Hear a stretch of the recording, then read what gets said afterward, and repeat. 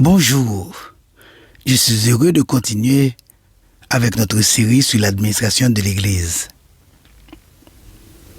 Dans l'Église locale, chers amis, on pratique la centralisation, la déconcentration et la décentralisation.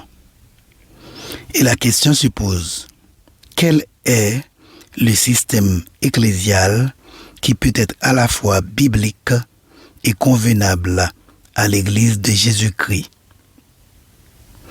L'administration d'une Église, selon la Bible, doit être dynamique, voire évolutive, pour s'adapter au développement d'une communauté ecclésiale, des époques et des milieux. Aujourd'hui, nous allons parler du congrégationalisme, qui pense qu'après Dieu, la plus grande autorité dans l'Église, c'est l'Assemblée.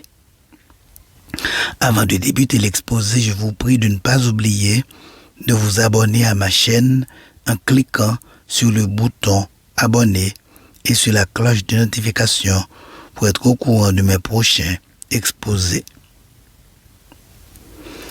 Le congrégationalisme. Qu'est-ce que c'est, mon ami? Le congrégationalisme est le système d'organisation ecclésiastique dans lequel l'autorité appartient à la congrégation ou réunion des fidèles.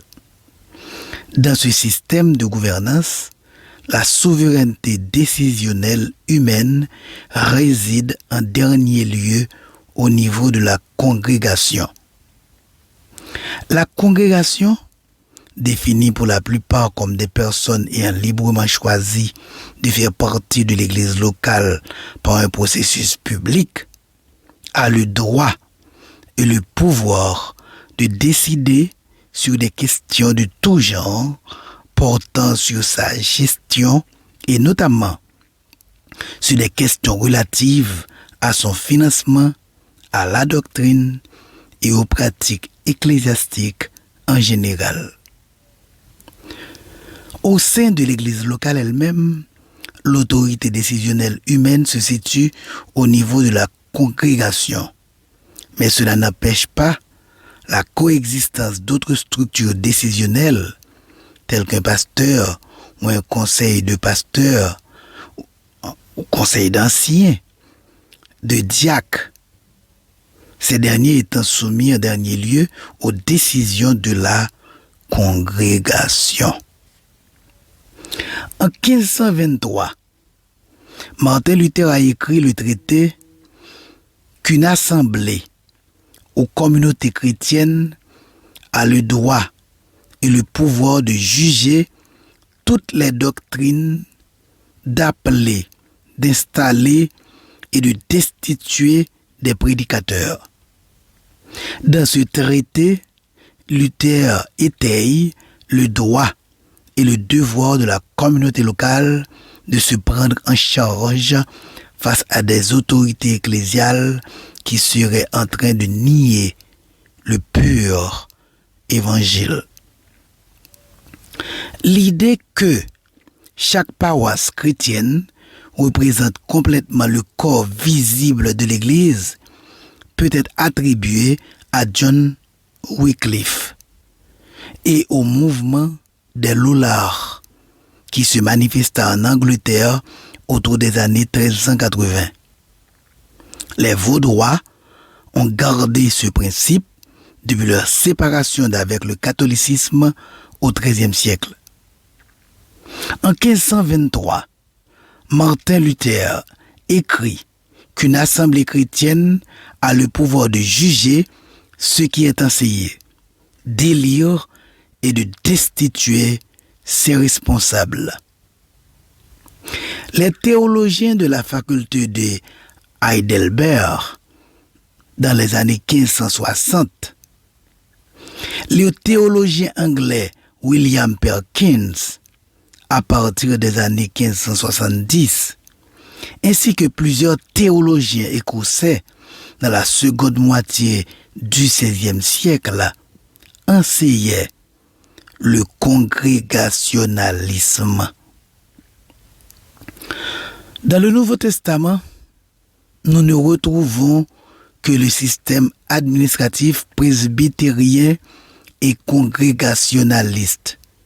Mais il semble que les presbytéros, c'est-à-dire les anciens, exerçaient leurs fonctions dans le profond respect des congrégations locales et de toutes les communautés ecclésiales en général. Nulle part dans la Bible, nous ne voyons une personne, à part le Christ, avoir le pouvoir sur toute l'Église. Certes, depuis le début de l'Église, il y a eu des dieu-trèfles, des gens qui se considéraient supérieurs aux apôtres, aux anciens et à toute l'assemblée. Mais des apôtres comme Jean a écrit pour condamner ces tyrans. 3 Jean 9-11. Aujourd'hui encore, beaucoup de gens se considèrent comme les chefs de l'Église. Ils considèrent l'Église comme leur bien privé, comme leur business, comme leur boutique. Mais, à l'instar de Martin Luther, des Vaudois et des Lollards, des gens se mettent debout pour dénoncer leur tyrannie et exiger le respect de leurs droits. Ils prônent le pouvoir de l'Assemblée et pensent qu'après Dieu dans l'Église, le pouvoir doit appartenir à la congrégation. Des frères et des sœurs s'opposent aussi à la centralisation et prônent la décentralisation, le congrégationalisme. Quels sont, chers amis, les fondements bibliques du congrégationalisme? Les défenseurs du congrégationalisme font appel à une panoplie de textes néo-testamentaires pour étayer ce système de gouvernance ecclésiale. Nous pouvons citer Matthieu 18, versets 15 à 20, Actes des Apôtres 6, verset 3, versets 15 et 22, 2 Corinthiens 2, verset 6. Parmi les évangélistes, Matthieu est le seul à relater une conversation où Jésus décrit le processus qu'il faut suivre en cas de péché au sein de la communauté chrétienne. Matthieu 18, versets 15 à 20.